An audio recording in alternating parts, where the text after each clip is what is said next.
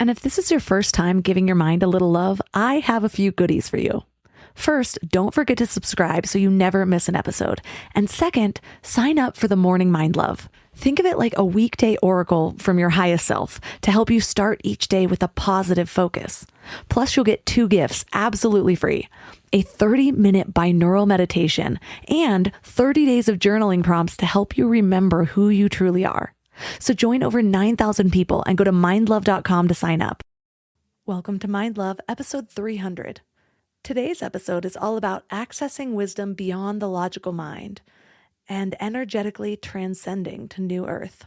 The formula for all creation, including creating your reality, creating your thoughts, creating the life that you want, all of that. Consciousness is what moves energy into form.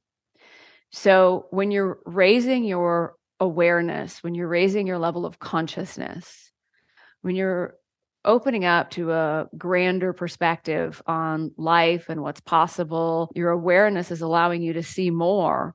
So as you raise your level of consciousness or awareness, all of a sudden you begin to summon a lot more energy. You might feel good, you might feel happier, you might feel more joyful, you might feel actual physical energy moving into your body like you hadn't felt before.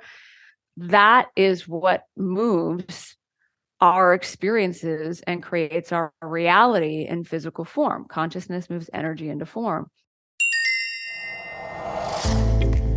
Turn up your frequency with Mind Love. Bite-sized brain hacks for seekers, dreamers, and doers.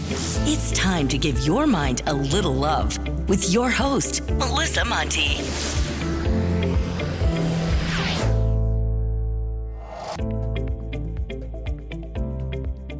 If you're new to Mind Love and you're really ready to upgrade your mindset, hit the subscribe button. With every episode, we'll explore new ways to cultivate self-love, mindfulness, and inner peace. And as always, your support means the world to me. So hit the subscribe button and let's keep spreading the love.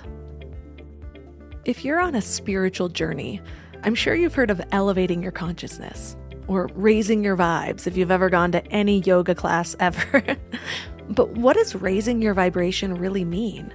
And how do you know if you're doing it? The science of vibes might sound a little woo-woo, but there is actual research behind it, and it's being studied across multiple fields of science. Are you ready for a little science lesson?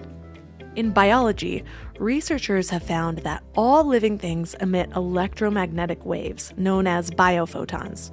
Well, these biophotons are believed to help cells communicate. So basically, cells give off little bursts of energy, kind of like little waves, and these waves help the cells communicate with each other and stay healthy. Well, each of these energy bursts has a distinct frequency, so even our cells attract or repel each other based on their vibes. Sounds kind of like the law of attraction, right? Well, let's talk about another field of science, quantum physics, which is all about studying the tiniest parts that make up everything around us. These tiny parts are called atoms, and they're like the building blocks of everything in the world. Scientists found out that atoms can exist in many different states at the same time, and these states are determined by the amount of energy they have. This is called the wave-particle duality, and it affects how everything in the world behaves. So this suggests that maybe we experience things differently depending on the frequency we're holding, and therefore tuning into. Well, the last field we'll talk about is neuroscience, all about our brains and how they work. And since this is Mind Love, it's pretty fitting. Well, our brains actually send out different kinds of frequency waves. Some researchers have suggested that certain brain frequencies, like alpha and theta waves, might be associated with spiritual experiences, such as meditation or prayer. Studies have shown that people who regularly do these things tend to have more alpha and theta activity in their brains, which might be related to feelings of relaxation, focus, and transcendence. So what does this all suggest? That maybe the vibration we carry determines how we experience the world, from at the very least our state of perception to actually changing the material world as we witness it. Mind-blowing, right? There's a lot of talk in the spiritual community these days about the concept of the new earth, and there's a few different beliefs behind it. One is the idea that our world is pretty screwed up, and together we're going to burn down all of our old school establishments and start building something new. But another is around the frequency we're holding, that maybe as we each raise our vibrations, the collective consciousness will transcend us to a new awareness. So maybe this new earth is already here, and we just need to elevate enough to be able to experience it. And maybe this even changes the way we interpret different spiritual scriptures, like how the kingdom of God is within us. What we know for sure is that the more we learn, the more we realize reality is not as it seems. And whatever you believe about it, only good things can come from learning to manage your own energy. And raising your frequency, your perception, your awareness just might be the most important challenge you take on. So that's what we're learning about today. Our guest is Sara Landon. She's a globally celebrated transformational leader, spiritual teacher, best-selling author, and channel of The Council. She's even been called the leader of leaders for the next generation of teachers and guides who are contributing to raising the consciousness and vibration on the planet right now. So 3 key things we will learn are how to take responsibility for your consciousness level and the reality you experience, how to use your imagination to move past doubt and denial, and how to move your awareness from your head to your heart. I used to be one of those people who had grand plans for a big, healthy meal every Sunday night, and I'd make these elaborate meal plans, buy all the ingredients, and then Wednesday would roll around and I'd be staring at that wilted spinach, ordering takeout again. Shopping, planning, and cooking food really can be simple and stress-free, and that's why I love Hungry Root. Hungry Root takes stress out of mealtime by filling your cart with personalized picks and planning your week of meals, getting smarter with every order. With over 15,000 recipes to choose from each week, many ready in just 15 minutes or less, it's so perfect for those nights when you have no energy left. What I love most is their smart cart technology. It actually learns what I like and what I will actually cook. So no more buying ingredients for recipes that I'll never make. Everything that shows up, I actually use. They screen out over 200 additives, including high fructose corn syrup and artificial sweeteners, only high quality meat and seafood with no hormones or antibiotics, and they carry brands like Vital Farms and Ithaca Hummus that I already trust. The time I've gotten back has been incredible. Instead of spending Sunday meal planning, I'm doing things that actually matter to me. Take advantage of this exclusive offer. For a limited time, get 40% off your first box, plus get a free item in every box for life. Go to hungryroot.com/mindlove and use code mindlove. That's hungryroot.com/mindlove, code mindlove, to get 40% off your first box and a free item of your choice for life. hungryroot.com/mindlove, code mindlove.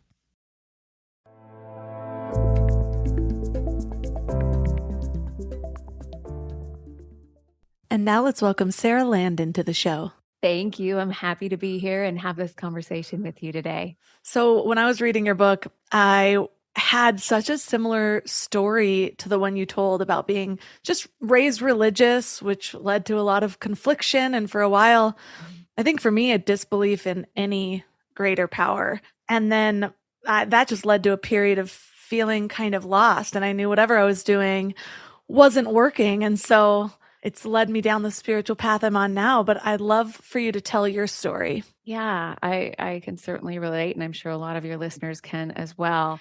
I grew up in a very loving Christian family. I really did. And for most of them, all they ever knew was the teachings of Christianity. They hadn't been exposed to other religions or philosophies or any of the spirituality that may be a bit more common nowadays. And so I grew up and going to Sunday school and singing songs about Jesus. And around the age of 7 years old, we ended up moving, and we moved closer to my aunt, who at the time was on her spiritual path and was talking about reincarnation and past lives and all these things that I'd never heard of, but even as a young person could identify, really felt like truth to me, really was engaging to me. I wanted to know more about it. I could tell by the way that I felt there was this excitement and even this love and the energy of what she talked about. And so at one point in time, I ended up kind of sharing that with some of my more Christian family who just didn't understand it. And all that they ever knew was anything that was not of the Christian teachings was not the path to God, right? And like you, I got to a point where I just felt so confused and hurt by some of the things and the judgment that I just, in my teenage years, I didn't use the word God at all. I knew there was something more. I was reading every book I could find, even as a teenager, on spirituality and finding answers and who am I and why am I here and what's my purpose. And then I had a few, of course, divinely orchestrated experiences, most notably the transition of my brother who passed away in a car accident or crash in 2001. And I had never really had anyone very close to me die other than a dear friend, and especially this shocking and immediate. And so when I walked in to view his body, it was just kind of a foreign experience to me and very heavy, very emotional. It was myself and my immediate family. And then I went and sat down on this chair that was like a metal folding chair that you'd have in a high school gymnasium or something, and it was very obvious to me just how heavy the room was, how emotional, just the sadness. And I sat there for a while, and all of a sudden what I can only describe as liquid love started in the top of my head and just flowed through my entire body. I was warm, I felt light, and I was completely and totally in peace. And I heard my brother say over my right shoulder, I'm still here. I'm just not in there. And the reference I could tell was to his body, which was on the left side of the room. And back in my head, I said to him, well, where are you? And he said, I'm just as here as I ever was. I just left the density of the body and I'm at a rate of vibration that your physical senses can't interpret. Well, those were not words. Vibration and frequency and those types of things were just not natural words that I was used to at that point. And then I said, well, what about heaven and hell? And he's like, it's not like that. There's only love. And after this conversation, it immediately receded. And there was no goodbye or I'll talk to you later, or there was just an answering of a few questions. And then I was right back in that room. But the love that I felt, the peace that I felt, I couldn't explain it. I couldn't deny it, but I didn't tell anyone at that time.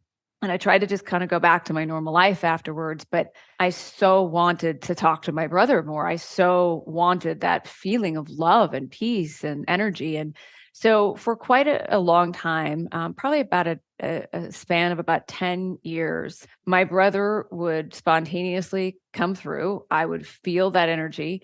I would feel his love all around me. And I always heard him over my right shoulder.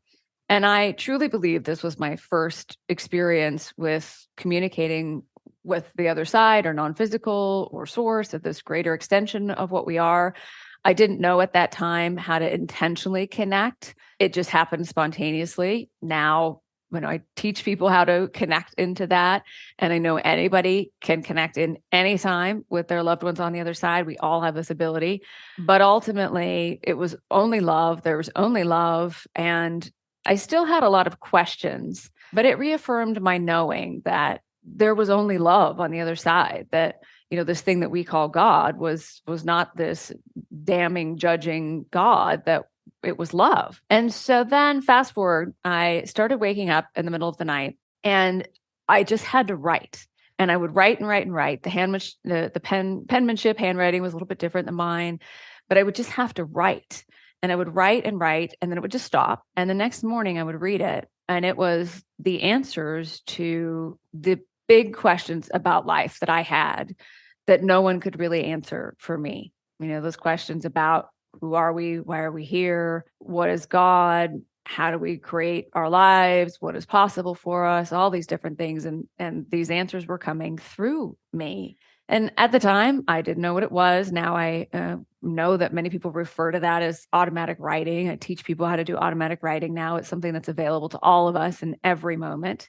But there was yet another step in my journey. And probably the final piece of that was I met a woman in a yoga class who just serendipitously, of course, was next to me like 3 days in a row. And we got to talking, and she said she was a QHHT practitioner, which, if you're familiar with the work of Dolores Cannon, is a quantum healing hypnosis technique. And she was a practitioner of that. And I was not familiar with it at all. And I said, well, what do you do? And she said, I help people get in touch with their higher selves. And I was like, I need a session with you. So we scheduled a session. And she walked me through this process of kind of getting into like a meditative state, very, very relaxed, but I was still aware. And she began to ask questions and asked if we could talk to Sarah's higher self. And as this progressed on over time, at one point, all of a sudden, this energy that was just the most powerful, loving energy just started coming through my body, and my voice changed, the cadence of my voice changed. I was still very conscious. I still knew who I was, where I was, what was going on. But all of a sudden, this information was there that just had to come out of me. And it started to refer to itself as we instead of me, like I or me, if you were talking, and went on to answer her questions for a long period of time, which was all recorded. And afterwards, they receded, and I was sort of just my consciousness alone at that point. And we're like, wow, that was amazing. She was a bit more familiar with what had occurred than I was. And yet I listened back to it. I had the information transcribed that came through me. And again, it was just the most incredible wisdom, like the answer to everything, your deepest questions, anything that you wanted to know, and it's coming through me. So I continued to meet with her and, tune back in, get into that meditative state, and bring through what we now refer to as the Council, which is a collective of ascended master beings that are here to help us live our highest potential and remember who we are and why we are here and what's possible for us. And it's a very natural experience for me now. I just take a couple of deep breaths and they come through, and their messages are ultimately that we are pure love and how to live our highest potential and create our lives the way we want it to be. And that indeed, everything on the other side is just simply a transition into a higher state of consciousness. And I have, since been able to come full circle to understand the original teachings of Jesus, who was an incredible, great master, of course, are very much aligned with all the great teachings of the world. Love God, which is you, with your whole heart, mind, body, and soul. When he said, I am the way, he didn't mean he's the only way.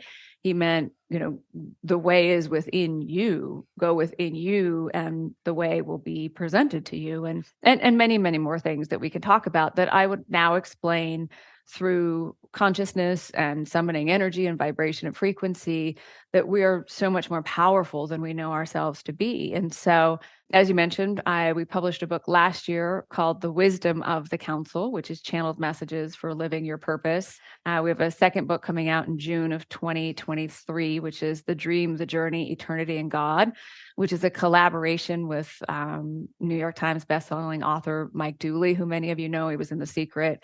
He writes notes from the universe, and he actually asked, his deepest questions to the council. And so that book is the answers to the dream, the journey, eternity, and in God, and what their perspective is on all of that. So it's been a pretty incredible journey. I have to say that one of my biggest fears was that my family wouldn't understand, that my friends of a different faith wouldn't understand. And yet I have found exactly the opposite. I've just seen an awakening in every area of my life, with my friends, with my family, and not awakening that my truth is the way or anything, but awakening the fact that they can find that truth within them for themselves. And it's always available to them too. And just opening to far more that is possible for us here. So I know that was a long-winded answer, but that's essentially an overview of the journey. Well, I love long-winded answers, so it's fine.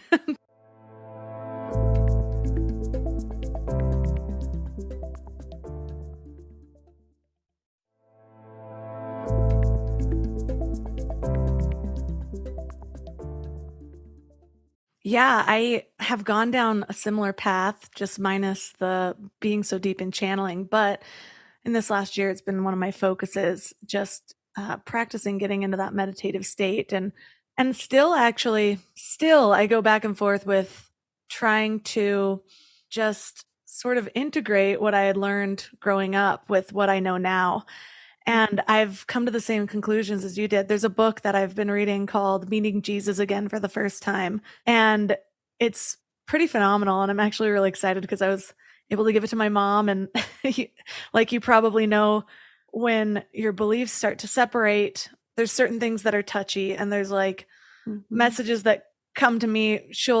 I try to focus on that in between of what we do have in common. So when I speak to certain family members, I'll focus more on the God aspect, or I'll often use universe in my own life, but I'll try to meet them where they are.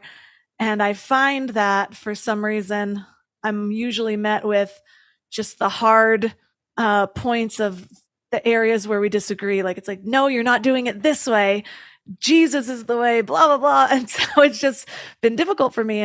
And I found myself for a while, like, kind of disliking Jesus in a way. And I didn't want to feel that either. I'm like, I feel like the very least, he was like a Buddha, maybe something more. This book has been a really great integration of the two, because the man who wrote it actually still considers himself a Christian, but has changed his definition of what Christianity is to be more of a relationship with God. But his background is actually growing up Christian, but then becoming a biblical scholar. And in doing that, questioning his whole faith, because he learned so many of the things that he thought were true were actually made up, and not in a way that's necessarily negative, but it's like the evolution of the religion.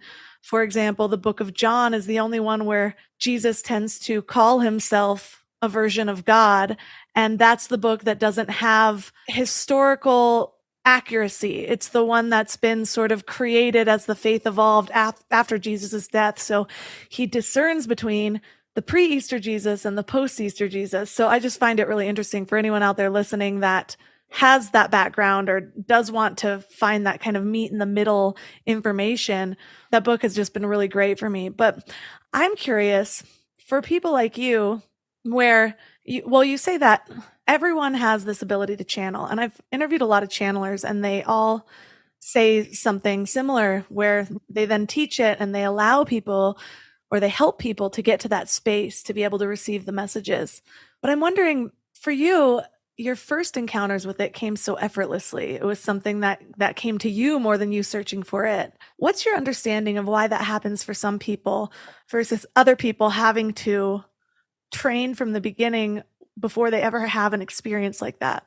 Well, I know that it was my insatiable desire to answer those big questions and to know the truth. And it was, I read every book. I read many books on channeled books. I loved Wayne Dyer. I was reading all these spiritual books, and I was laser focused on truth, answers. Who am I? Why am I here? What's my purpose? How do I live it? What's our highest potential? What's really, just from the source.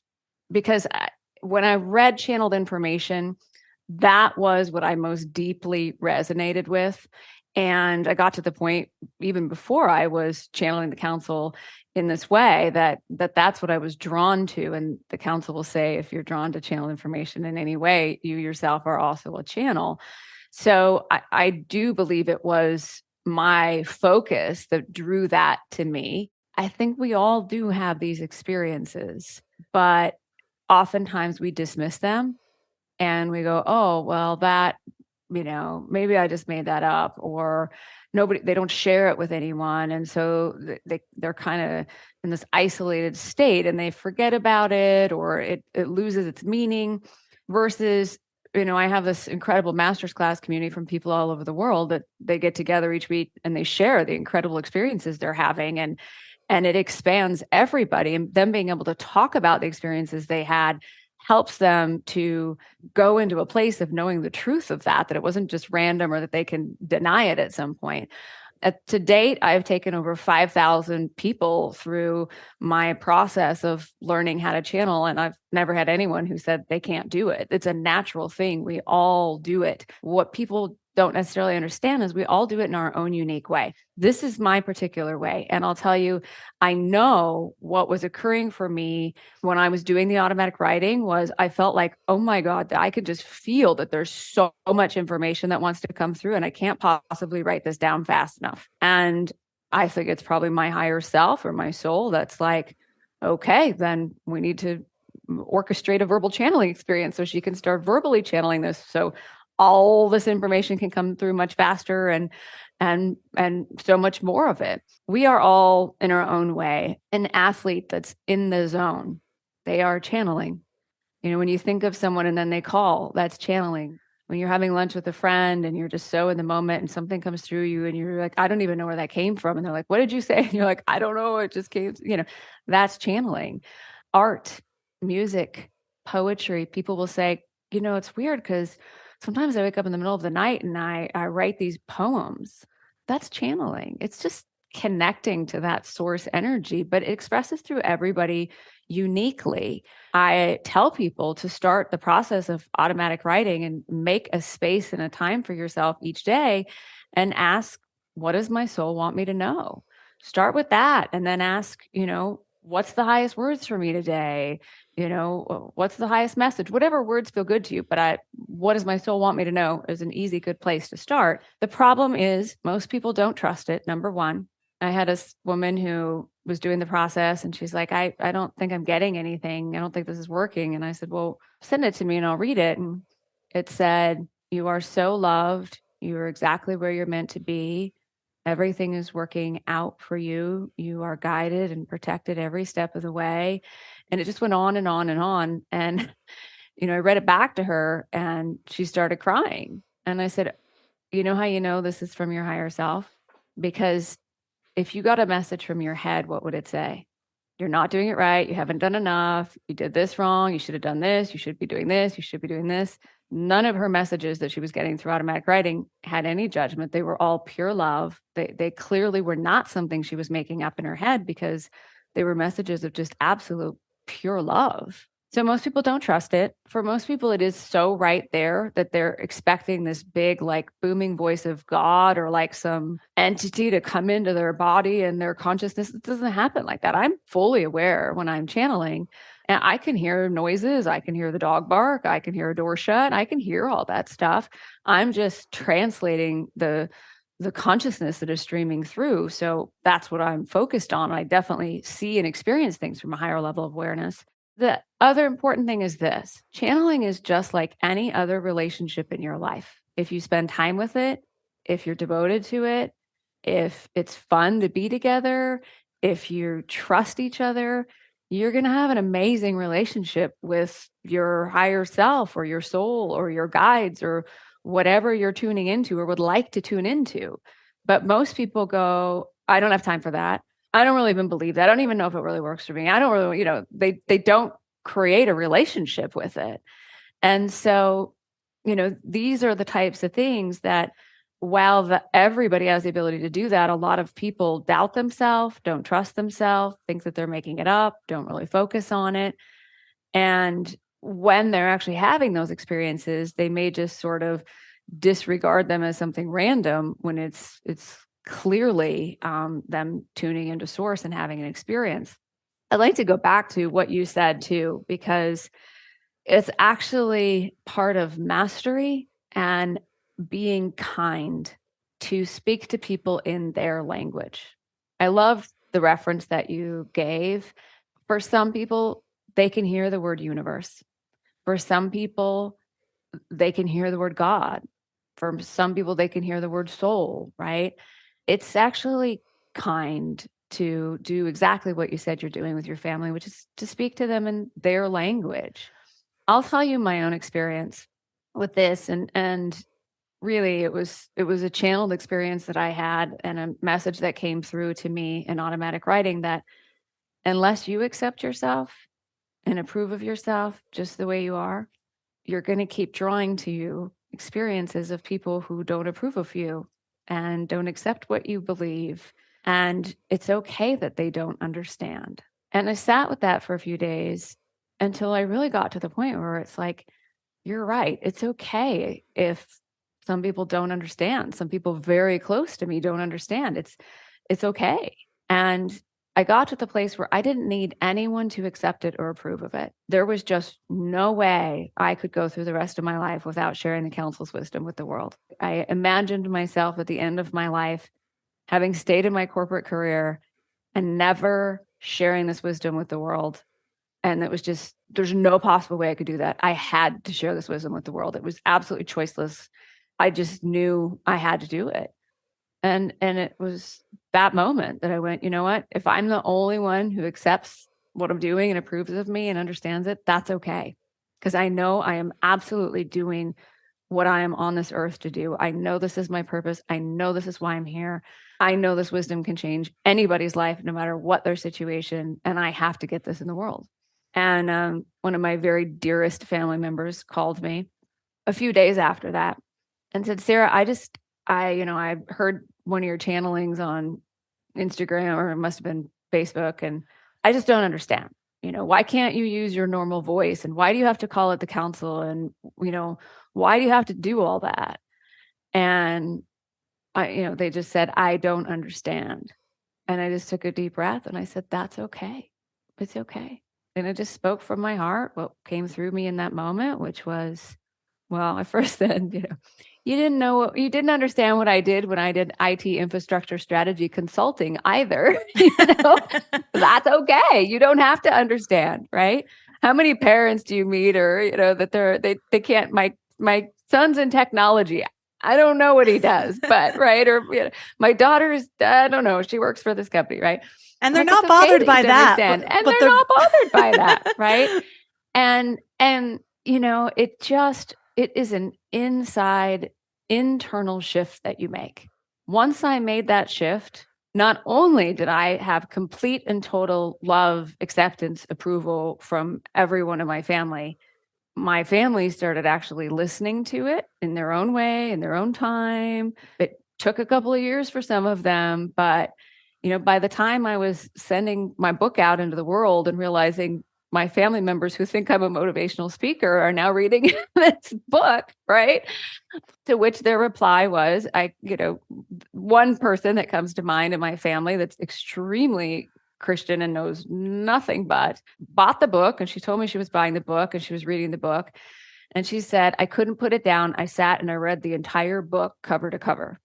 And I loved it. And I was like, wow, this isn't about me. This is about the energy of this book. This is about the love in this book and the light that this book is bringing to the world. And it's not about me. It's about anyone who's ready for that awakening or coming into the truth of who they are and remembering who they are and why they're here. It's about that. It's not about me. And so I understand totally what you're saying. And it's kind of this like 1 foot in, 1 foot out sort of thing until it's not. And you just accept in yourself, I am who I am. And you don't have to change, but I have to be true to me.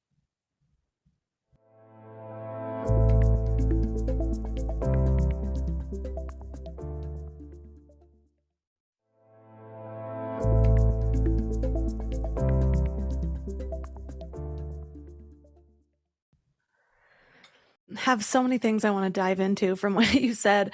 But the first one was around how you talked about how we talk ourselves out of believing our experiences. And it's just like, when you're walking down the street and you've got something on your mind and you don't notice the beauty around you versus I haven't in the last few weeks because I'm really pregnant and it's cold outside, but going on walks and just having it be like a sensory walk. Like I'm just going down the street to notice the things I haven't noticed before.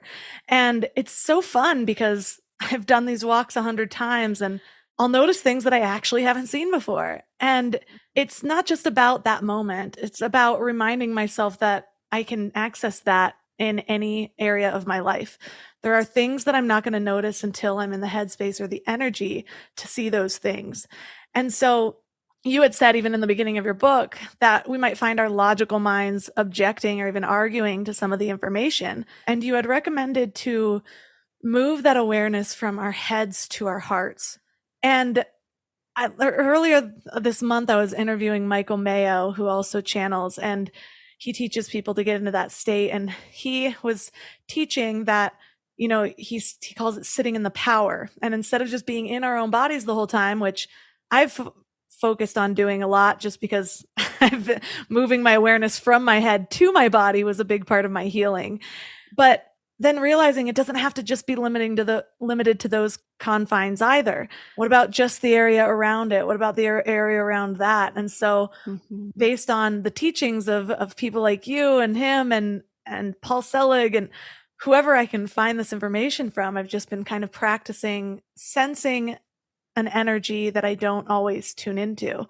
And so I'm wondering for you, is that the same process that you get into while channeling? Where are you focusing? Is it a no focus? I know the more you effort, the more you tend to kind of lose the experience. So how do you guide people to get to that place of that meditative state that the woman in the yoga class taught you to get into?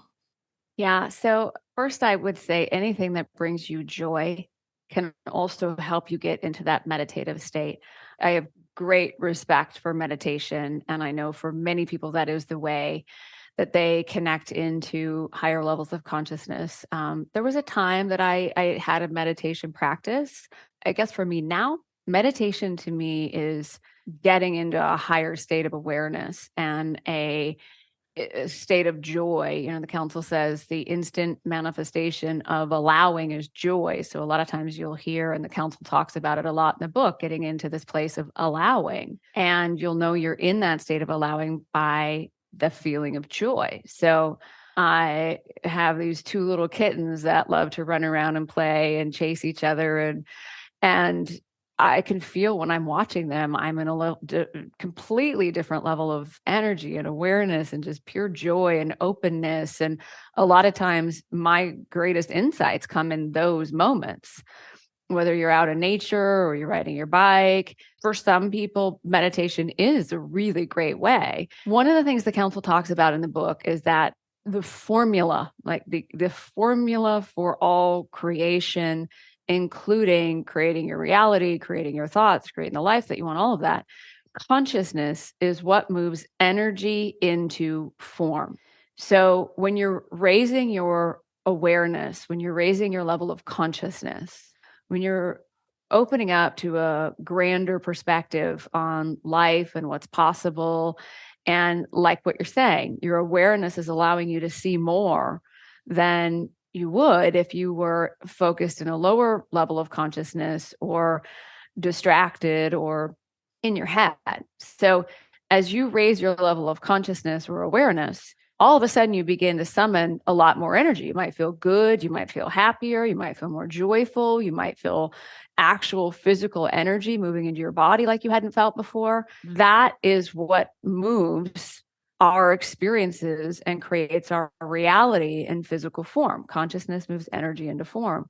So as you're just more aware that you're more aware, you are actually summoning more energy, the energy that heals your body, the energy of pure love, the energy of abundance and well-being, the energy of instant manifestation, the energy of, what you need showing up even before you know you need it, the energy of being in the right place at the right time, the energy of drawing to you the next perfect step in whatever you're doing, right? Those are the things that begin to move into form in our reality.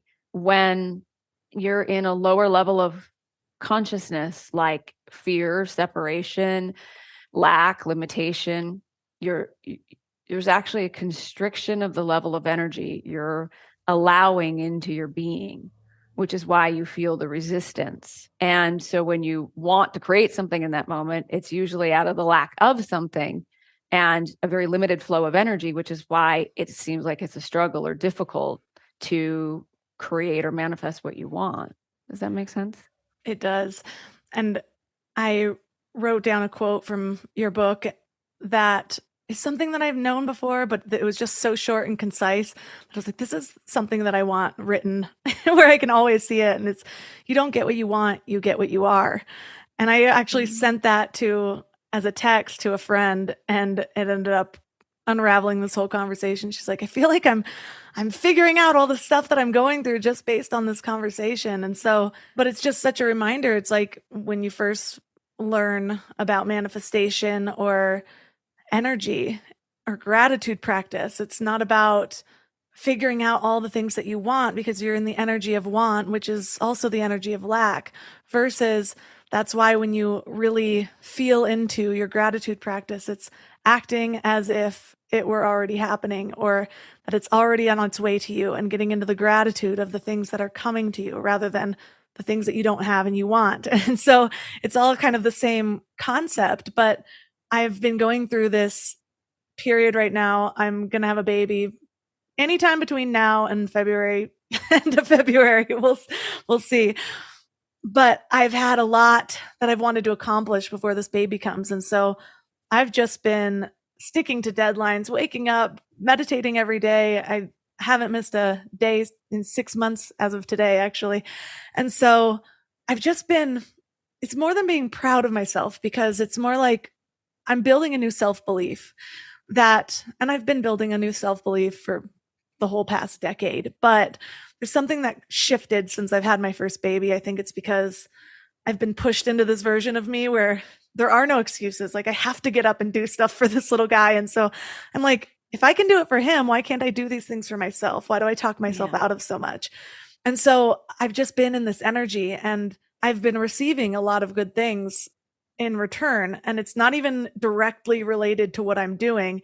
It's like something that was supposed to come to me a while ago that all of a sudden showed up or whatever it is. And so I was texting this friend about that. And I was just like, I feel like the universe can finally meet me where I am. And it's a place that I've been trying to get to for a while. And that's when I sent that quote. And so it just is further proof that whenever I allow myself to get there, which is funny because I'll forget sometimes. I've been in this place before, but then I've forgotten for a period of time based on what's going on around me. And then I'm like, oh, why is none of this working? And it's like, well, I'm not being what I want to be. I'm wanting it, or I'm yearning for it, or I'm wishing things could be different versus this is what I have. This is who I am. And this is what I'm stepping into fully aware and consciously. Yeah. Oh, I love what you said. And it is a powerful shift when we understand this, not just understand it, but experience it, that you don't get what you want. You don't get what you think you need. You get more of what you are. And I'll tell you the story of in my master's class advanced program, people can ask questions of the council. And this woman said, I've known I was supposed to be wealthy my whole life, but I'm really struggling with money and I can't pay my bills and yet, I want to be wealthy. I want to be a wealthy woman. And so the council said, well, what do your friends and family think about your wealth? Do they think you're wealthy? And she said, no, of course not. All my friends and family know how much I'm struggling with money and they're really worried about me. They know I can't pay my bills. And so the council said, well, how do you expect the universe to get the signal that you're wealthy and attract that to you if the people that are most closest to you are getting a completely different signal that you are in lack, right? And so they said, when your friends and family start reflecting back to you the energy of wealth and abundance that you're embodying, you'll know that the universe is clearly getting the message as well. And recently on a master's class call, they also added to that saying, your technology even will tell you exactly who you are and what you're focused on at this point. I told you I very serendipitously ended up with 2 amazing kittens about 3 months after I said I wasn't going to get another cat. The universe does sometimes know best. But now I watch all these funny cat videos on Instagram and stuff. I mean, that's the ones I like. That's the ones I watch. So now every time I go to Instagram, it's always like a funny cat video, right? And the same thing, if you like something that's this spiritual message of the day, right? Now all of a sudden I get like 10 different feeds of the spiritual message of the day. I mean, if you see one of those law of attraction things that, oh, you're going to, be a billionaire in the next 30 days and you press like, you're going to see more and more stuff like that because that's what you're focused on. That's what you're saying yes to. That's what you're feeling into. That's what you're, who you are in that moment. And so technology reflects that back to us. Our friends and family reflect that back to us. So of course, it only makes sense that what we are, who we are being, what we are putting out in the world is exactly what we're drawing to us, exactly what we are getting more of. I love that. And I like I know that technology will do that. It's creepy. Like sometimes I'm like, I never liked this. I never searched for it. I had a conversation in the other room. Yes, Stop it. it's true. I had that the other day. I mentioned the place that I was always wanted to go, and the next time I got an Instagram, it was like, like don't 7 lie to days me. in Bali. You are listening. Like, okay, always. you're listening. But that's, but so is the universe. So maybe these technology, algorithms and all these things and whatever's going on is actually a tool we should use to our benefit to see what we're really putting out there, the signal that you're really putting out there, that the universe is responding to you. And even more so, the council talks about us being this force field of consciousness, that you're not just this body, you're this force field of consciousness. And that's either really expansive or it's really contracted. But that force field of consciousness is comprised of or made up of particles of infinite creation, particles of infinite creation, the particles that are in everything ever created and ever will be. And these particles of infinite creation are always responding to us. So what you are projecting into your force field of consciousness is what the particles of infinite creation are responding to. So you can start to use those tools and what your family and friends are reflecting back to you to know, okay, this is clearly the message that the particles that are in whatever I'm creating are also receiving as well.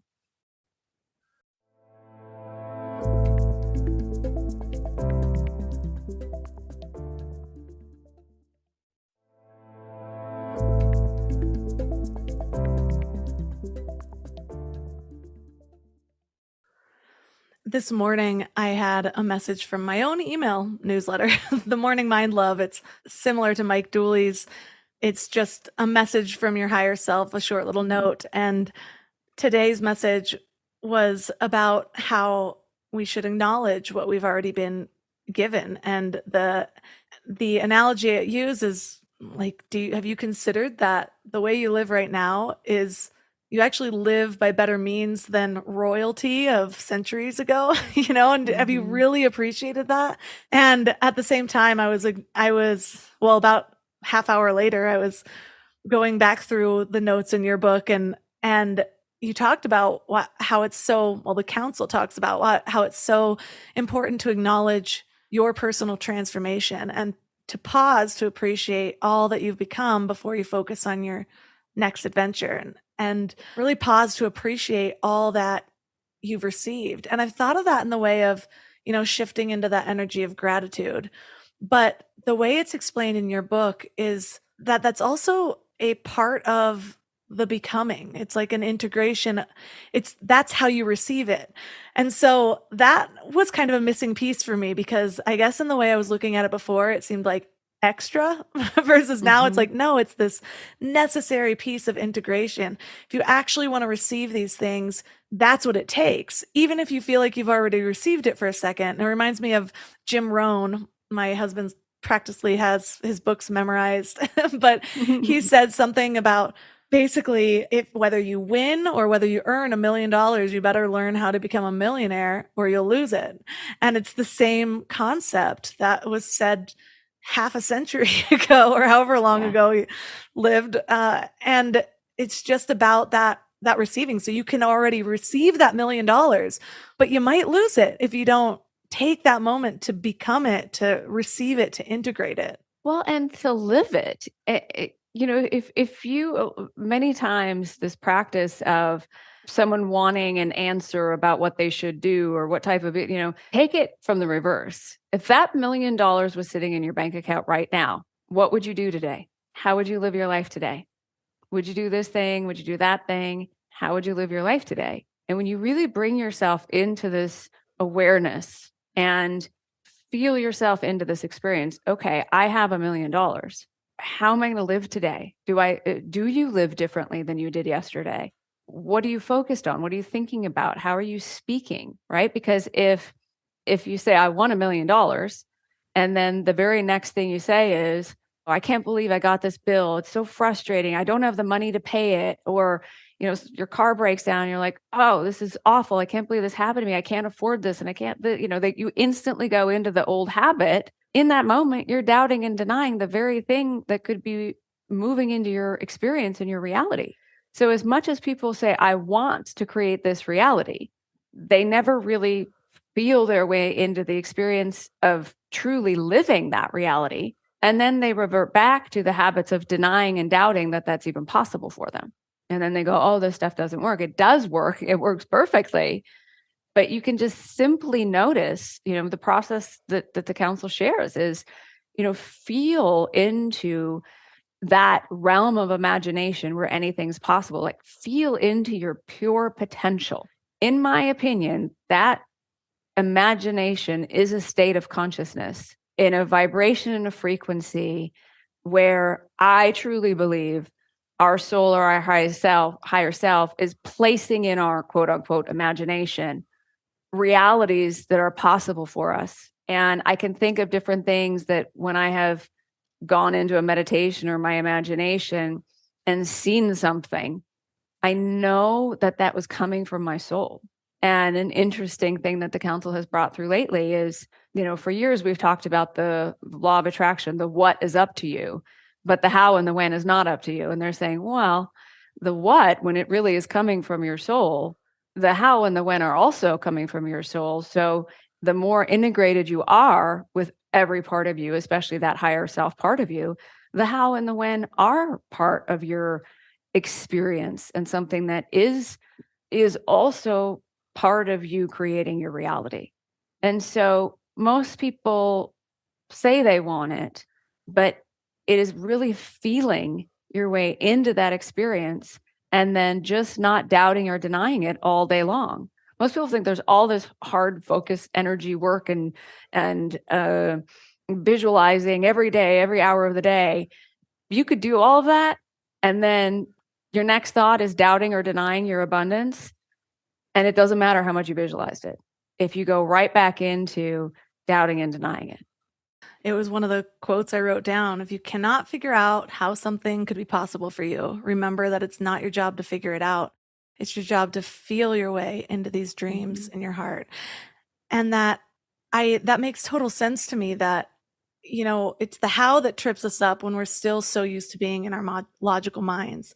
But the closer we become to really knowing and not just for a second thinking it's possible, but really knowing, and doubt isn't our default anymore, then we start to be able to see a little bit bigger of a picture. But the human versions of us can never see that bigger picture. And so the more that we're able to access this deeper part of ourselves, the higher parts of ourselves, that bigger picture becomes a little bit more accessible and a little bit more accessible. Yeah. That reminds me of going back to Jesus or Buddha or whoever else was as close to enlightenment, however you want to see that. I know sometimes that word trips people up because there's just so many views of what that could be, but really that integration of the soul self or the God self and the human self. And the more that you stop seeing your own separateness, the more that you are able to access the universal wisdom and knowledge and all of that. But I'd love for you to shed some clarity on something you mentioned in the book, the difference between energy and consciousness. So I think of consciousness as awareness, your ability to perceive something, to be aware of it, right? Energy is this vibration, this frequency, this light. Imagine shining a light on an image, right? The image is the awareness, the light is the energy.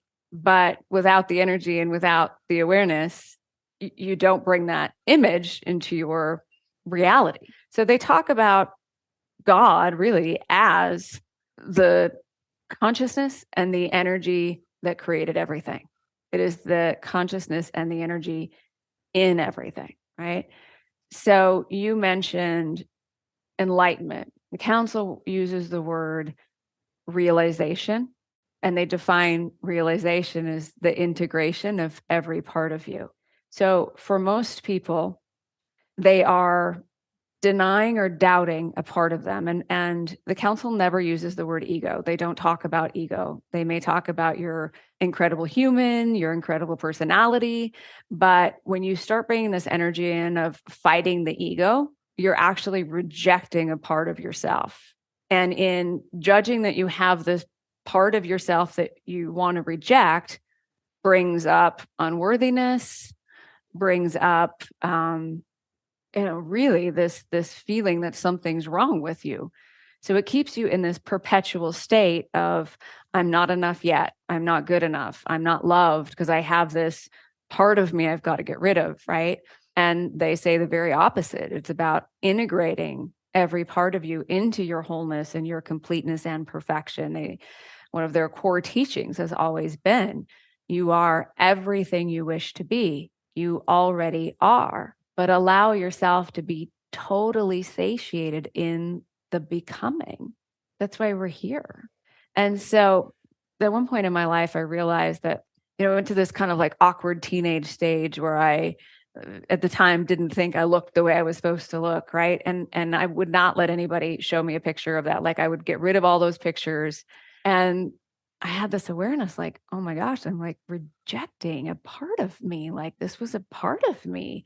And I realized that it was the part of me that was like really playful and really sort of silly and, but felt like I looked kind of awkward or, that stage, between being a teenager and a little kid. And I shifted the way I saw that. I just saw those pictures of me. I was like, oh my gosh, I love that part of me. I love that little girl. Like she's so beautiful and perfect. And oh my gosh. And I could just feel in my own body that shift in how I felt about that picture about me. All of a sudden, this energy started flowing in my body. Like I felt inspired. I felt playful. I felt really lighthearted. I just felt completely different because I was now integrating that part of me. And I share that just as a simple example of how we do this in our everyday lives that may not sound like a big, deep spiritual experience, but it does matter.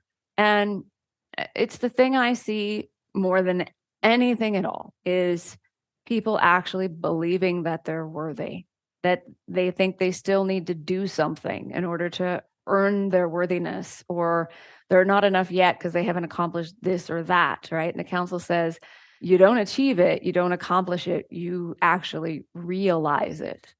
And to realize it, you must come into the great integration of every part of you and come into your wholeness, your completeness, your perfection, while also knowing that you're every day. I mean, I had this conversation with a friend the other day. It's like, I can't even imagine what life's going to be like in 5 or 10 years with all the awareness, again, like you talked about your own personal transformation, with all the awareness that has come in the last 5 years or 10 years or last year and I don't even feel like the same person from last month.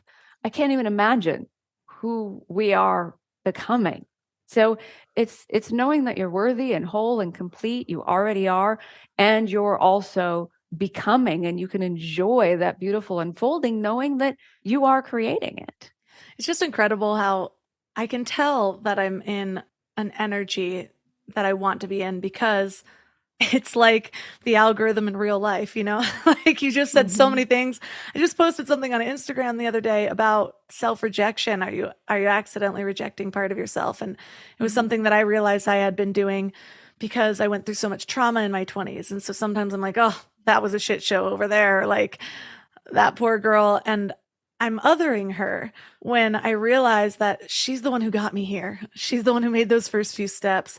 And I was talking to Cheryl Strayed, author of Wild, and we were having that conversation, and she's like, was talking about how people do that to her, where it's like, well, now you're this big successful author and your life was really a mess back then. And she's like, yeah, I felt broken and hopeless and whatever, but I also decided to go hike the PCT. That wasn't a broken decision, and so it's like, we give so much weight to these mistakes or these things that we wouldn't have done now, not really honoring and acknowledging the things that version of us did right, or what else that version of us had that maybe we're rejecting, as you said. And if we're doing that, then we're not really feeling into it. And actually, like a year and a half ago, I posted an exclusive episode to my membership community, episode 17, with Vincent Genna, who the title of it is The Ego and God Are One. And he had a very similar message where we're always, the spiritual community, it's always like, oh, the ego self, blah, blah, blah. But recognizing that that's a part of us too. And that's the part of us that tends to seek what we're looking for now. It's not the split between the two. It's a combination. And in your book, that's how the council describes oneness, which was also another kind of key for me, because it's so hard to think of, oh, oneness, we are all one. And yes, I get there sometimes, and it's something that I focus on. And I know that there's truth in that, because that's why we will create experiences or relationships where we keep calling the same relationship back to ourselves, if that's the part that needs to be worked on. Our whole reality is a mirror. But something about the way the council said that oneness is more of a uniting of pure consciousness, of that energy that's out there, rather than just thinking, oh, I've got to feel one with my neighbor and that guy over there, whatever, because it's a lot harder to do, or you can't really feel your way into that. And the last part of it that I just feel like kind of goes so well into it was two different quotes that I actually want as like my iPhone wallpaper. Was, whatever you feel is what you contribute to the world. And that is so true, because so many of us are still trying to make our mark on the world, trying to change the world, but we're trying to change the world so that we feel better, rather than changing how we feel so that we can change the world. And especially in a time right now where the world is pretty chaotic and there's a lot of different views out there, but regardless of what side you're on, how you're looking at the things that are happening, the amount of times I see online right now, people writing like, I hate the world, or I hate everything right now, or whatever. And the other part of it was how the council says, if we want to master life, we have to really love the human experience. And really everything here is designed to wake us up. And so maybe that's why the algorithm works so creepily, because, it's like showing you, hey, this is how it can work. It's also how it is working. And it's not just on Instagram, it's everywhere else. And so just whatever you see, rather than rejecting it, it's like, what is this trying to tell me? What deeper truth does it have to it? What am I rejecting by rejecting this? And it might seem like you're just rejecting some evil, but why is that evil there right in front of you? What do you need to know? Or why are you looking at it as evil? I mean, I know some things are pretty clearly terrible, but why are you seeing it? And what are you feeling? And how can you transmute that energy into something more productive, rather than having it bring you down? Because then that is what you're contributing to the world. It's not about not taking action against the things that you, in support of the things that you love, but it's the state of consciousness you're in when you're taking those actions. And so you can't be in fear and be advocating for peace. You have to create that peace within you first. And it's a shift for a lot of people. Ultimately, we go back to what you're saying about that 20-year-old part of you. Love that part of you instead of denying love for that part of you. And on a day-to-day basis, being aware of where you deny love for yourself over the silliest little things. Are you going to deny love for yourself in this moment because you're running 5 minutes late? Are you going to deny love for yourself because something happened in another part of the world that is not part of your experience? You're going to deny love for yourself in this moment. And if you were to ask yourself, what do you most want for those people? And the answer would probably be peace. And yet you're sitting here in complete disharmony and chaos and stress inside of yourself, wanting to create peace for others. When you look at it that way, it's like so obvious that, oh, I must first align to peace in my own experience, create peace in my own experience, create my own world as peaceful.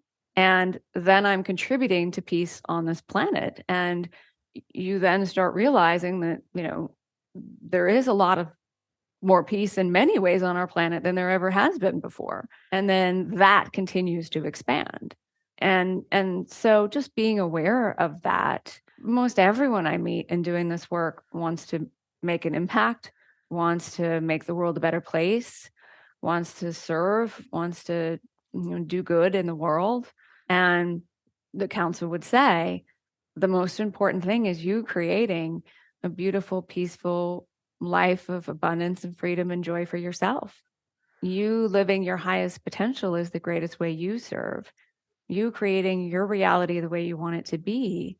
You creating that life of peace and joy and love and harmony and freedom. You fully awakening to who you are and the power you have and how worthy you are and the love that you are is what literally creates a pathway that makes it easier for everybody else when they are ready to remember their power and their truth and awaken to their own worthiness. It makes it so much easier for them. We talk a bit about like neural pathways in your brain. And once you go down it once, continue to go down it, that's a habit, right? Or you drive your car to the grocery store the same way. First time you kind of had to pay attention, which way am I supposed to go?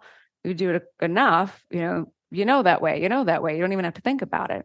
The same is true for every single person, every single one of us who wake up to our power, our worthiness, our truth, the love that we are, create joy and peace and harmony and love and freedom within ourselves. You are making it easier and easier and easier for everyone, no matter what their circumstances might be, to also awaken to their own truth. I remember when that first became clear, it was with such practical things. It was back when I first started really understanding what being vulnerable meant and showing up in that way, and then noticing that people would meet me in a different way than they would before. And so we can see it so much in behaviors. It's like you show somebody that you can do this, and it gives them permission to do it too. But the same is true with the energy that we hold. The same is true for the 4-minute mile. You have to, people need to see that it's possible. And then all of a sudden it's like opens the floodgates and all of these other people can suddenly do it. So when you look at it that way and you know that whatever you feel is what you contribute to the world, it just makes your own inner peace and harmony so much more valuable, to where so many of us, especially the moms out there, thinking, well, that's selfish or that's on the back burner because I've got all these other people to take care of. But what are you showing them? Are you showing them that the self doesn't deserve that first? Are you showing them that your energy doesn't matter? Are you showing them that you always put everyone else above yourself? Like you're showing them the opposite of what actually is.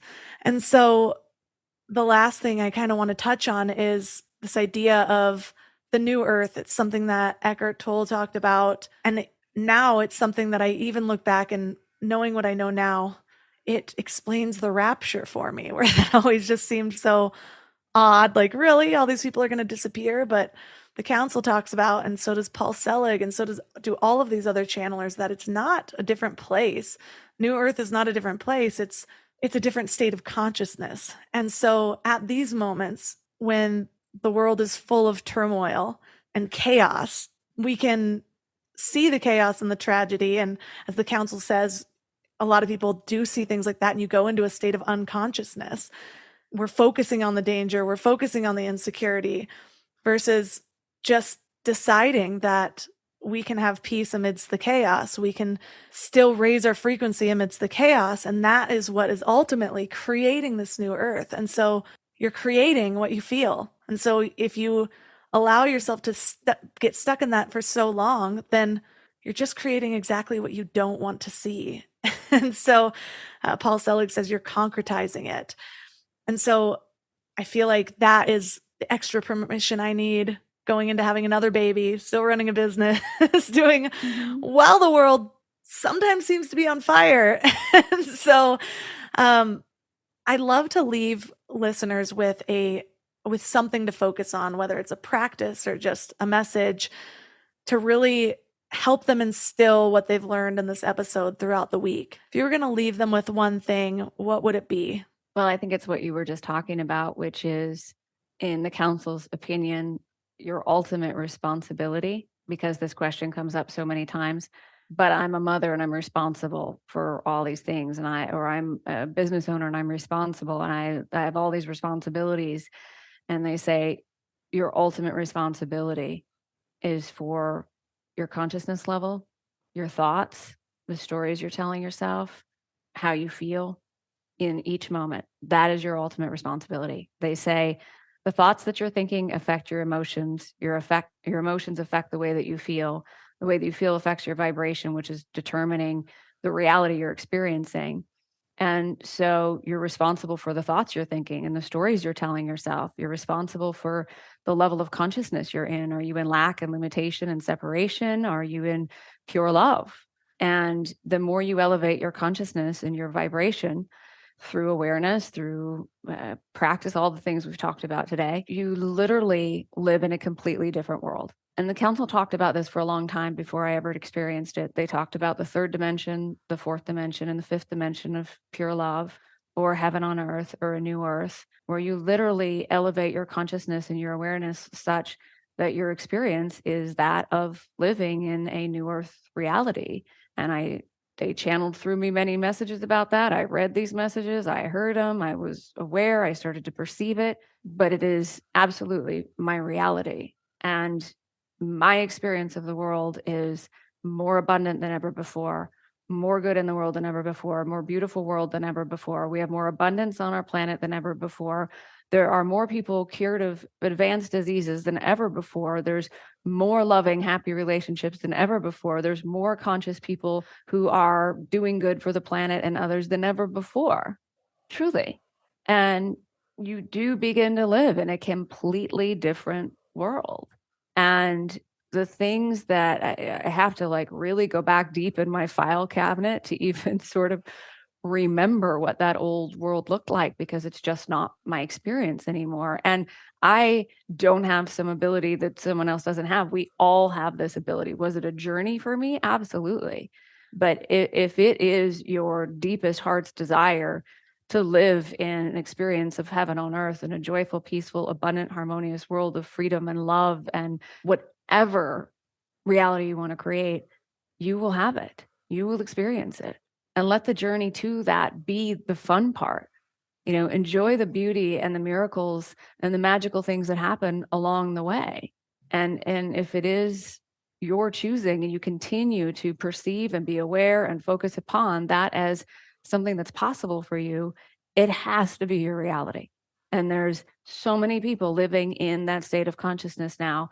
As I mentioned, I have a master's class community. And one of the things for me was, probably very much how you feel or have felt at times. It's like we talk about these things here and then you go back into the rest of your life and it's like, it's not talked about. Well, now my experience is all day long, these are the kind of conversations I have. We have community all over the world that are having groups and calls every day that are talking about these things from the highest level of love and joy. It's absolutely a reality where you can be surrounded with people who you share and grow and expand and play with this wisdom, and it's a joyful experience. So I would go back to how important it is, first and foremost, how you feel, what you're thinking, your perception of things, your own personal vibration. The practice for me, and the council says, because it's so simple, most people don't do it. And if you want to, first go run around the block or go run a mile and then come back and do it. So it seems like it's not that simple. That's okay. But really, it's stop, take 3 deep breaths, go from your head down into your heart, and just fill yourself up in this moment with all of you. Go to that higher place. I loved what you said about oneness and what all that means. Essentially, to me, oneness means there is this unseen consciousness and energy that connects all of us. We may not be able to see it with our physical senses, but oneness to me is to know that there is this unseen consciousness and energy field that connects us to everything, and we are not separate from it. The second you are perceiving yourself as separate from whatever that is, now you're lowering your consciousness, lowering your vibration, you're in lack of it, you're in the struggle, you have to push, you want it, you need it. All you have to do is stop and take 3 deep breaths, go from your head down into your heart, fill yourself up with all of you, and feel your way into your oneness with that consciousness and energy that connects you to everything, that is in everything. So I hope that's helpful. It is. And thank you so much for really shifting your energy enough to bring all of these messages to us, because I know, especially right now, your book just provided me with a lot of peace and understanding to what's going on. And it's especially helpful to hear, like, it would be so frustrating if every time I read a channeled book, the messages were so contradictory, but they're always just perfectly in line with just a slightly different way of saying it. And it's when you hear things from all of these different people, spirits, energies, and they're all the same thing, that's when I feel like it really starts to, it's hard to deny the truth in it. And so for listeners that are resonating and want to learn more about you, your master's class, your books, where's the best place for them to connect? SaraLandon.com, and you'll find there's an entire tab that's dedicated to free resources. That we've done several courses. We have our master's class advanced program. We have an MP3 program, which is new channeled messages every month. The master's class advanced program, you can ask your questions to the council. I also talk about how to integrate this and live it because I think it's so important. I just tell people, if you go to the website, just if there's a course that resonates with you, if there's an image that resonates with you, just start there and just explore and have fun with it. We also have a YouTube channel, Sara Landon Life, L-I-F-E, Instagram, Facebook, all of those mediums. We share lots of different free resources. You can get the book at Amazon or Barnes & Noble, anywhere where books or audiobooks are sold. Wherever you start is perfect, and follow your guidance. Let the energy and the light guide the way, and have fun with all of this. Have fun with all of this, really. At some point, I think it became a job. And when you bring it back to, this is what I love, and this is what's fun, and this is what brings me joy, and you start to play in it more, it gets so much lighter and so much easier. So have fun with it.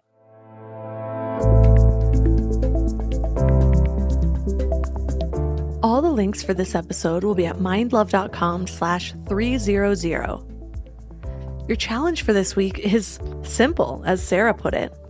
You're going to just intend to connect to oneness. And while you're doing this, trust wholeheartedly that this is accessible to you, that this is accessible to all of us.